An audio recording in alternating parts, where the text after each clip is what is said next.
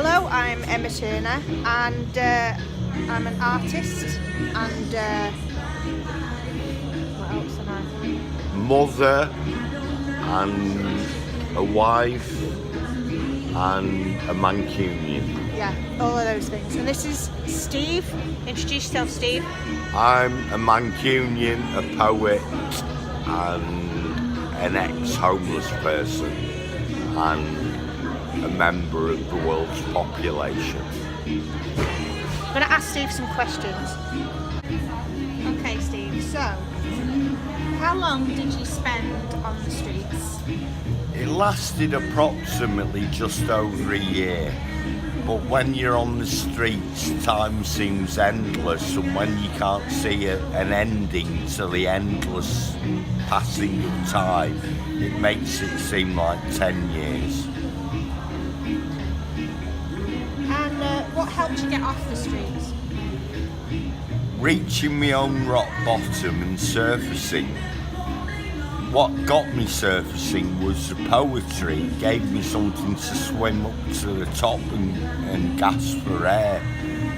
But I reached my own rock bottom. I was doing so many things that were not what I considered my true self and were the opposite of my true self, that I just couldn't bear myself anymore. I thought, if I don't get out of this, it'll either kill my spirit or kill me.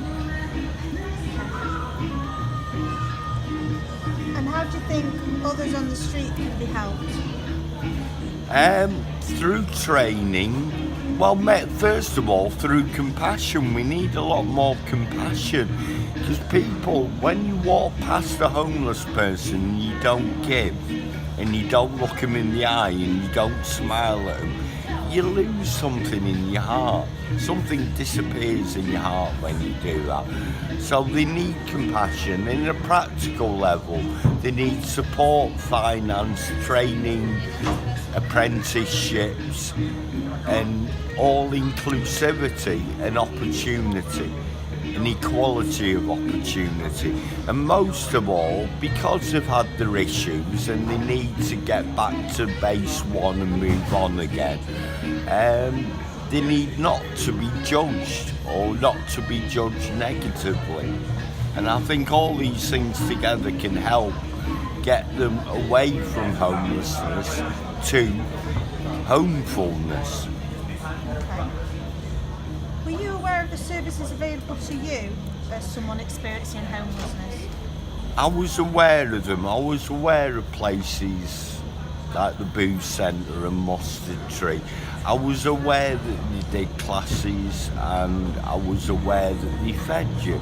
I used them for food in emergencies, but for me, education wasn't something I was considering. I was right at the edge of my life. I was surviving, occasionally thriving. And in my mind, it wasn't about doing a course in English literature or creative writing. That wasn't near to my priorities. My priorities were just staying alive and keeping warm. So maybe, I don't know, maybe there needs to be more reach out in the places where they are. Some of these organisations are quite hard to get on. You need a bus ticket or you can't walk or they don't come to you. So that alone is impractical in a way. But I can see it's all about funding. It's not a conspiracy, it's all about funding. And if the funding's low, then you can't lay on transport, you can't lay on food and so on.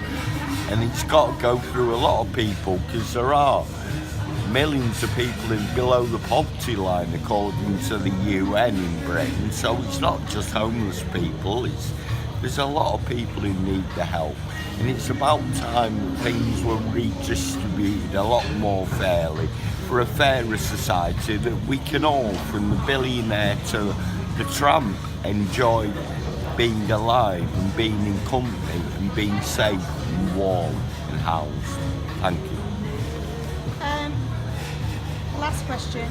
How has writing creatively through poems helped you personally? Well, it's given me a different image. I mean, when you're on the street And when you've had a life with issues, you start to look your life. Your skin looks lined and waxy and a bit yellow and a bit loose, and you look skinny, and you look like you take a lot of drugs, and maybe you do, maybe you don't now, maybe you never did, but that's how you look to the average person. So poetry gave me an opportunity to say, wait a minute, that's me image that you're seeing of me, try this image of me, it's more truer. And then they read the poetry and you should see how they change from thinking he's going to ask me for something or rob me to this guy's got a lovely spirit. And that can happen in the matter of 3 minutes of reading one poem. And it's a weird stuff, like I'm signing poems for people like I'm a famous rock star, and I never thought this would happen when I was living in a disused crack house in a little town in Manchester. I never thought it would happen. And if I don't get rich and if I don't get famous, I'm happy anyway. I can be happier, but I'm happy anyway. I'm just happy to be away from homelessness and contributing something instead of taking. And that for me means 23 years of not living right, as I said in my poem, and misbehaving won't result in bad karma, because now I'm reducing that by giving and not taking, by uplifting and not condemning, by writing poems of hope rather than poems of misery. And that's my ascendance.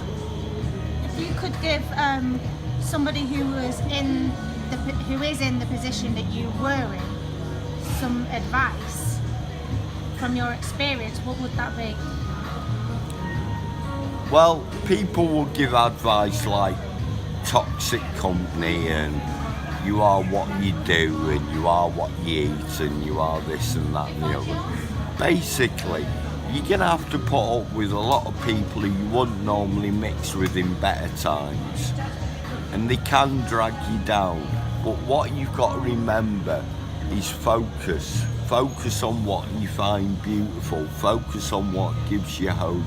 Focus more on the people who make you feel more content than the people who make you feel anxious.